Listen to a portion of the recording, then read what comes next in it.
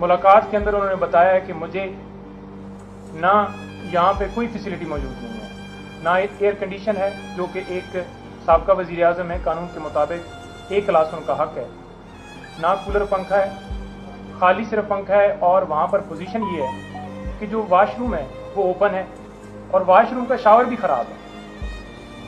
दिन को उन्होंने कहा कि बहुत ज़्यादा मक्खियाँ होती हैं यहाँ पर और रात को कीड़े होते हैं। रात को बारिश हुई है और पानी उस बैरक के अंदर आ गया। छोटा सा कमरा है, नमाज पढ़ने में भी उन्हें तकलीफ है। उसके साथ उन्होंने बताया कि मैंने खाने के हवाले से पूछा और उन्होंने बताया कि खाना जो है वो मुझे दाल वगैरह मुझे उसका कोई इशू नहीं है। मेरा सिर्फ एक मैसेज है कि यहाँ पर दो रास्ते हैं, या आज़ादी या गुलामी। मुझे अगर ये डी क्लास में भी रख दें तो मुझे कोई फ़र्क नहीं पड़ता, मैं डी क्लास में भी रहने के लिए तैयार हूँ। लेकिन क्योंकि तुम पूछ रहे हो तो मैं तुम्हें बता रहा हूँ कि इस तरह से मुझे करें।